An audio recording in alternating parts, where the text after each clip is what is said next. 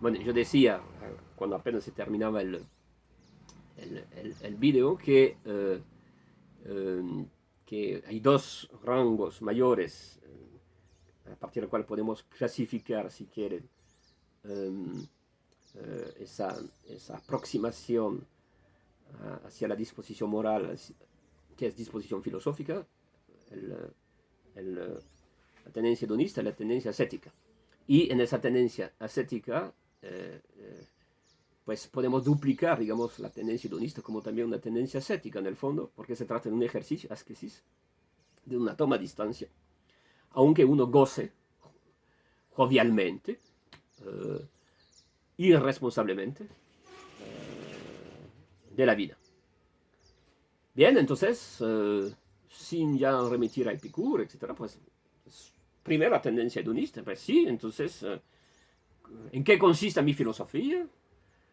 El juego, el amor, el buen vino.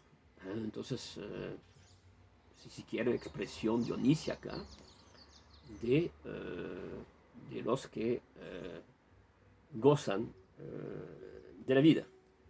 También, de manera un poquito más rigurosa, si quiero, más profunda, podríamos decir que los ímpetus, los instintos, las tendencias de los hombres, esto es en realidad su filosofía. ¿En qué consiste la filosofía de tal o cual hombre?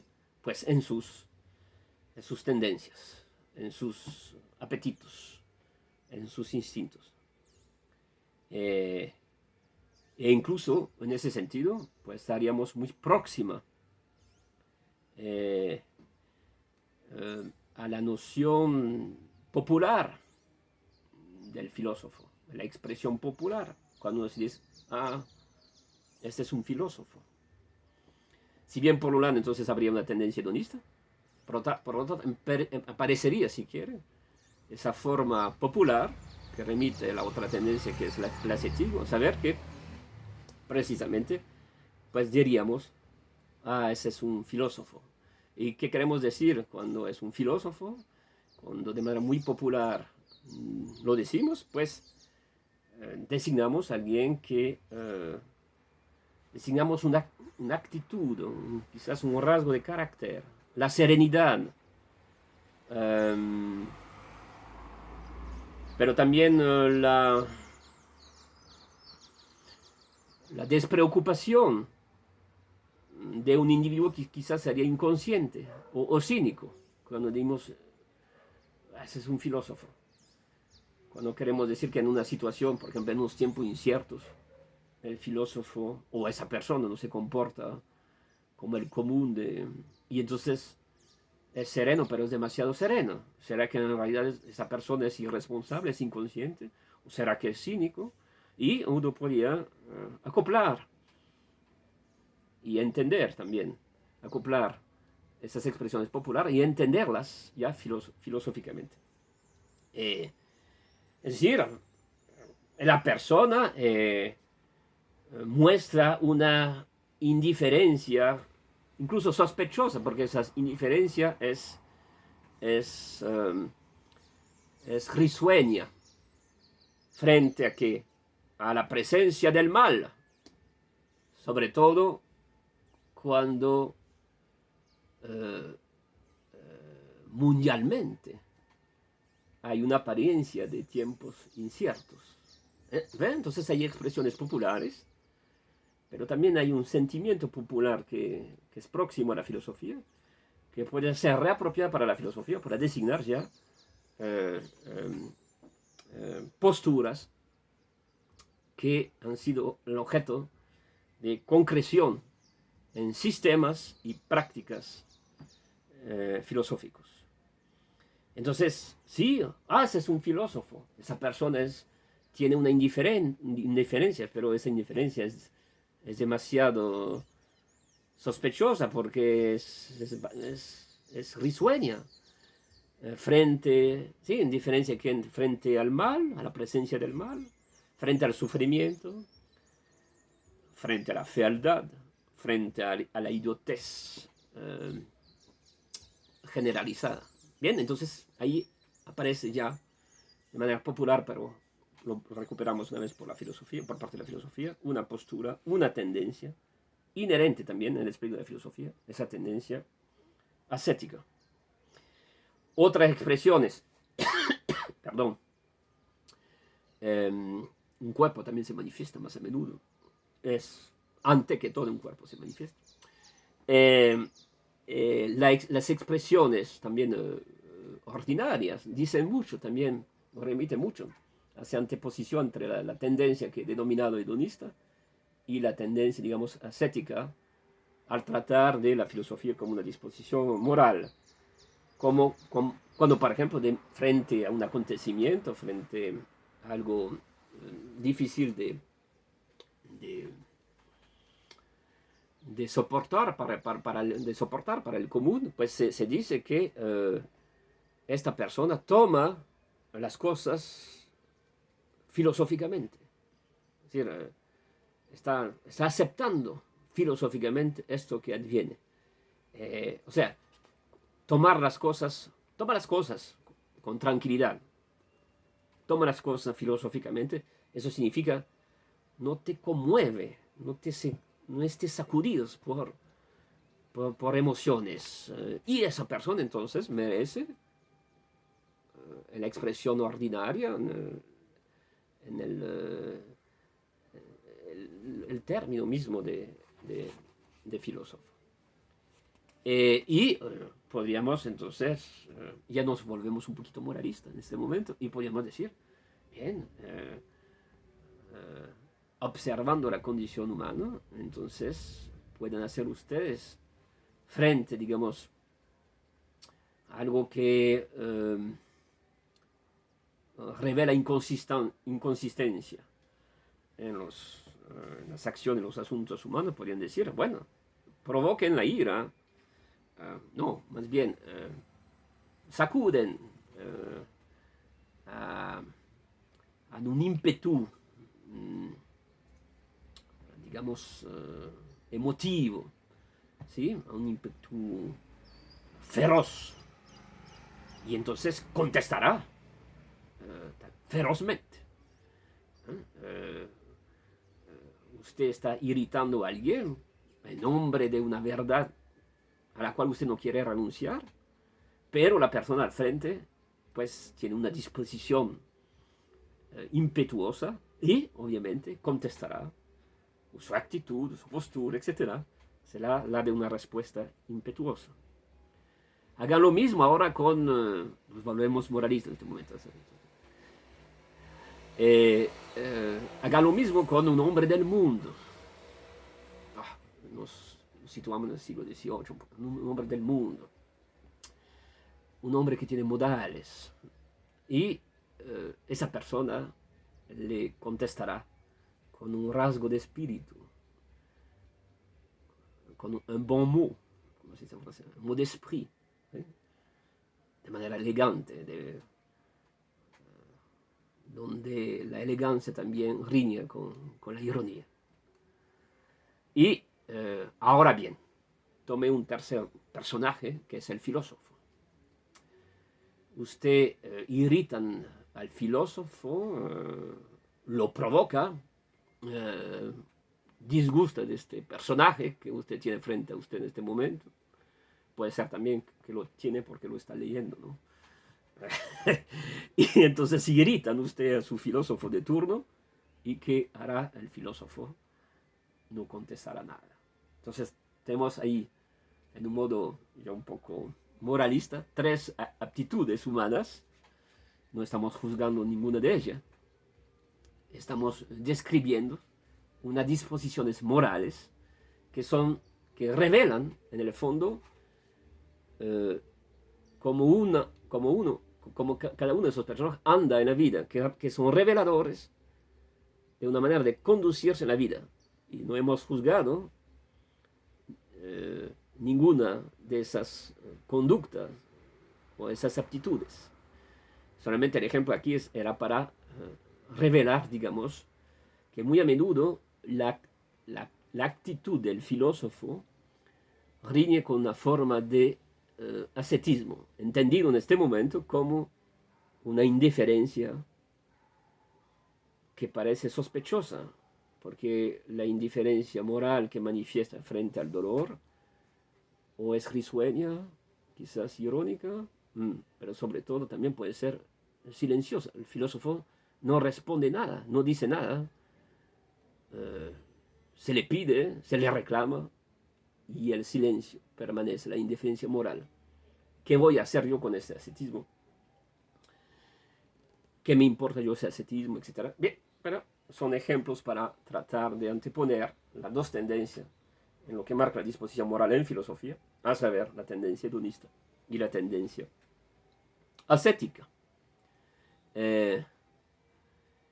También vamos a añadir, si quieren, a esa forma ascética un intermedio, en realidad, entre el hedonismo y el ascetismo. Pero en realidad ese intermedio se acomodó más, una vez más, de lo que sería la forma ascética. Entonces podríamos decir que hay una forma de impasibilidad, de apatía,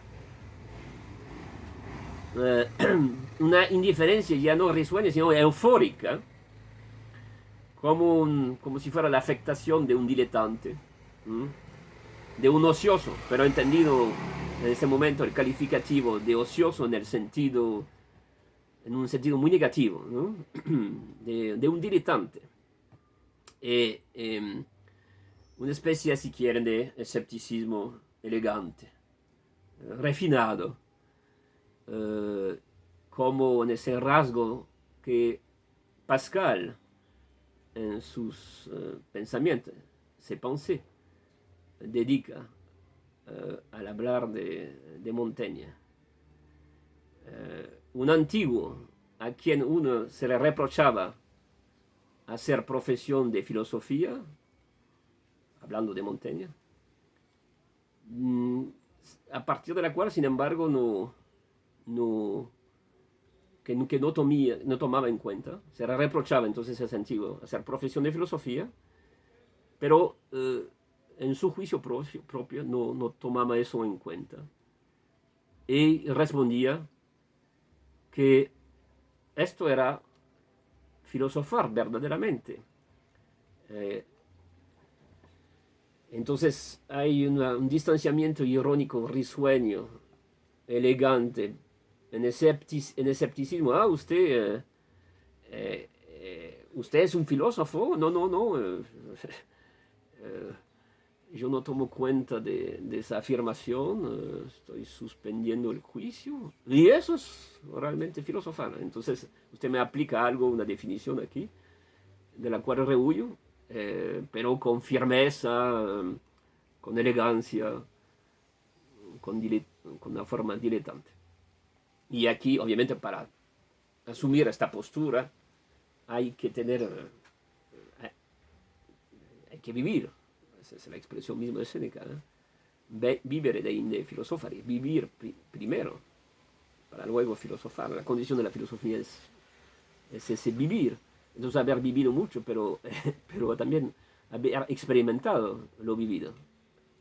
Que el juicio prueba lo experimentado y sale de ahí una forma ascética, o por ejemplo en el caso de Montaigne, si quieren, para resumir, una forma de sabiduría personal que de manera asombrosa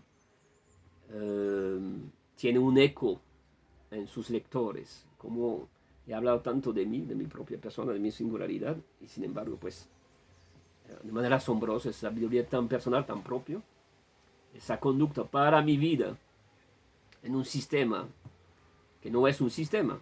El sistema puede ser también asistemático, es decir, en la expresión difusa,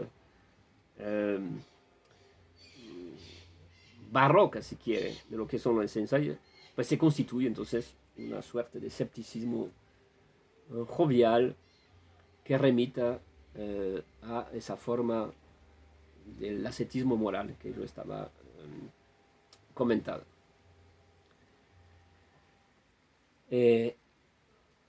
Una vez más,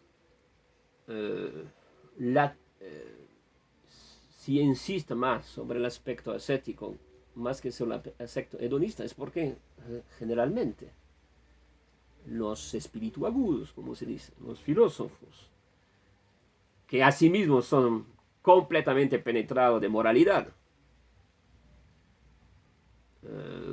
Podrían decir usted de manera gozosa que están completamente contaminados de moralidad, van a preferir la historia, las historias, o las historias canónicas de la filosofía, van a preferir, si quieren, pues bien, las actitudes ascéticas o virtuosas. Inmediatamente el acoplar el término de virtuoso ascético conlleva precisamente el predominio de,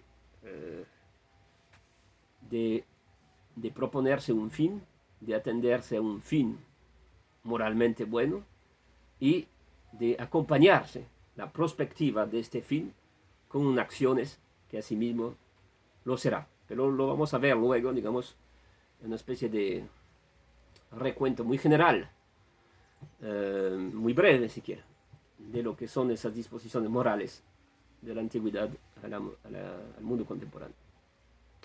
Preferencia entonces por los espíritus filosóficos que están en realidad penetrados o contaminados por la moralidad, y se pone entonces el acento siempre, se acentúa si quiere, incluso mismo en pues, y la misma academia, el mundo universitario, la misma instrucción filosófica profesada por los profesores en los departamentos de filosofía, ponen el acento, acentúan ese carácter ascético o virtuoso. Entonces, bueno, la virtud, en definitiva, debe ganar al vicio. Quién sabe si no habrá profundamente, inconscientemente, un eco socrático, un eco platónico aquí. Bien, entonces, las actitudes éticas o virtuosas dominan, si quieren, generalmente. Lo que se retiene, lo que se conserva, lo sin lo cual, en el fondo, vamos a decirlo de manera un poco más neutral, lo sin lo cual no se podría hablar de moral. Obvian usted el carácter virtuoso o ascético y su discurso moral en filosofía pues será considerado como menor, de poca importancia, no será escuchado, etc.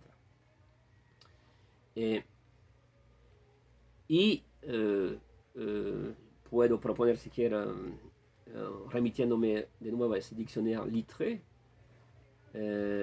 esa definición que se dice ahí cuando busca el término filósofo, pues es alguien que cultiva su razón conforme su conducta a las reglas de una moral sana y endurece su alma contra los golpes de la suerte. ¿Sí? Aquel que cultiva su razón adecua su conducta a las reglas de una moral sana y endurece su alma contra los golpes de la suerte. Eso sí nos suena a moral antigua, moral estoica. No, claro, entonces encontramos los términos que los filósofos no pueden evacuar, en el despliegue de la filosofía. Que guste o no de esos términos, los filósofos se topan con ellos, incluso para rehuir de ellos, pues tendrán que experimentarlos. Entonces, razón, la noción misma casi de la experiencia de provocar una forma de coherencia, si no en los actos, pero menos en el discurso que uno enuncia, es la noción misma de logos, ¿sí? Y luego de ratio, es una razón, ¿sí? Es un llamado a la razón. Entonces, de nuevo, conócete a ti mismo, de nuevo ese nautice autu, a lo cual se añade el epimeleia y autu, el conocerte a ti mismo que se junta con el cuidado de sí, es decir, que la la parte más excelsa en uno, que sería la razón, la lectura del Alcibíades I de Platón. Enfin, es un diálogo probablemente que Platón no escribió, pero es de índole muy platónico. Retoma todos los tópicos propios de la academia. Y está ahí muy conocido y ha sido muy comentado. Entonces aquí es un cultivo de la razón, pero el cultivo de la razón conlleva también a una coherencia que uno puede observar, que es digna de ser descrita para los que observan al filósofo, una conducta en nombre de la razón. Es decir, entonces hay unas reglas morales que pueden ser enunciadas, que pueden ser expresadas, y evidentemente esa conducta racional y razonable le permite al hombre confrontarse con el mundo y con la buena y sobre todo la mala fortuna. Entonces, viejo tópico, pero ese viejo tópico es interesante que aparece en un diccionario contemporáneo. Y aquí entonces también en esa misma definición de Littré, él añade también otra cosa. Él dice que el filósofo tiende a volver sus semejantes mejores y más felices. Entonces vemos que esa definición, digamos, de la disposición moral del filósofo, sin que hemos descrito en qué consiste su sistema, conllevaría en una tendencia que se despliega por doquier en la historia de los filósofos, de sus sistemas, en general, en la mayoría de los casos, y sobre todo en la academia, a valorar una vez más la disposición ascética o virtuosa y relegar moralmente la disposición hedonista. Debe primar la disposición ascética o virtuosa. Por ejemplo, Diderot, ya veremos si podemos en algún momento pensar que es un moralista, dijo del filósofo que es la práctica de la virtud. Entonces, en repetidas ocasiones, incluso hacia la modernidad más reciente, aparece esa voluntad filosófica de asentar, de dedicarse mejor y de acompañar mejor la forma ascética o virtuosa que la forma hedonista. Si es que existe un hedonismo puro, si es que existe un gozo puro, digamos, yo había sospechado, digamos, que el hedonismo es también, encierra también una forma ascética. Y al decir, vamos a añadir otras cosas, al insistir sobre el carácter virtuoso, pues también, a pesar de que hay una forma de filantropía del filósofo, se insiste también sobre ese carácter solitario del filósofo. ¿Por qué? Porque si él vive según la razón, si su conducta está en conformidad con esa razón y está jugurada, está regulada por unas reglas que responde a una moral que es sana y que permite resistir a los golpes de la suerte, entonces significa que normalmente el filósofo vive una vida tranquila y vive una vida tranquila porque está retirado del bullicio mundano, precisamente donde no operaría comúnmente esas formas ascéticas o virtuosas. Podríamos también decir que esa virtud tiene un carácter muy burgués. es una idea que aparece también en el siglo XIX, ¿sí? Un confort burgués, digamos, facilitaría esa tranquilidad, porque pues el confort burgués no estaría ocupado de sobrevivir, sino podía darse al lujo de vivir. También podrían decir también que esa cuestión también es aristocrática, y aquí recordaría, digamos, el efecto aristocrático, por lo menos en los primeros filósofos, los presocráticos, a menudo, donde en potencia está encerrado también esas cuestiones morales, aunque no forzosamente aparece a primera lectura en los fragmentos que hemos conservado de los presocráticos. En los diccionarios de filosofía, en los manuales de filosofía, en los vocabularios, libros de vocabulario sobre la filosofía, entonces, ¿qué aparece en las definiciones, en los ejemplos comentados o no? Precisamente, pues, las actitudes morales más excelsas, ¿sí?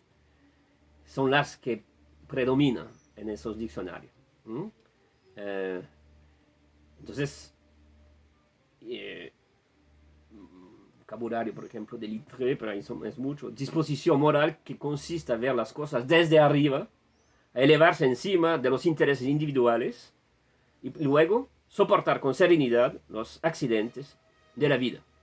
Una vez más, parece una fórmula estoica, ¿no? Una disposición moral para ver las cosas con cierta distancia, elevarse. Entonces hace pensar en ese ejercicio, por ejemplo, estoico, que practica mucho para sí mismo Marco Aurelio, el emperador romano, en sus meditaciones, según la fórmula de Pirandello, ¿no?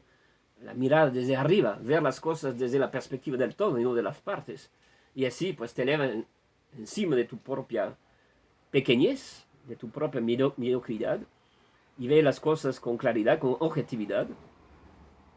Ya te desborda tu subjetividad, pero en pro de entenderla mejor, porque has ganado en objetividad, y entonces ganas en virtud, ganas en tranquilidad, ganas en serenidad.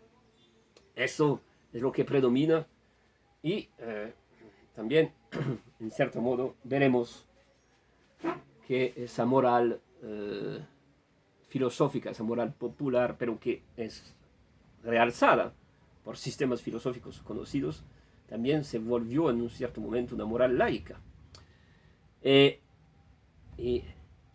La filosofía, entonces, aseguraría en esa perspectiva de la predominancia ascética o virtuosa una manera de superar la mera ambición, la mera fortuna, porque precisamente asegura una elevación, y aquí un efecto de trascendencia, por lo menos en el discurso y en el método, y ganaríamos una vez más en tranquilidad anímica, seríamos más virtuosos, soportaríamos mejor los golpes de la fortuna y resistiríamos mejor que otros, supuestamente, en esos tiempos que son inciertos. Entonces, es filósofo aquel que considera las cosas con calma, que toma con mucha paciencia los males de la vida, y siempre son numerosos, al menos, o digamos que también esa serenidad, esa práctica serena frente a los males de la vida, sería fundado también por la idea de que existe una tal racionalidad universal.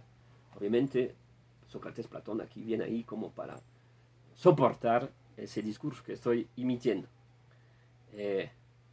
Entonces, filosofía está acoplado a razón, a una moderación, a fuerza, digamos, del alma, del espíritu, para no no lanzarnos, digamos, en lo que sería una forma de dualismo, una fuerza del alma y del cuerpo, una fuerza del espíritu y del cuerpo, la fuerza, digamos, de lo que es propio de ciertas capacidades humanas. Y aquí, entonces, una vez más, al acercarnos de manera muy rápida a una explicitación por parte de los filósofos de lo que es la misma filosofía, se asume a sí mismo su, su contenedor, su capacidad, su elemento moral.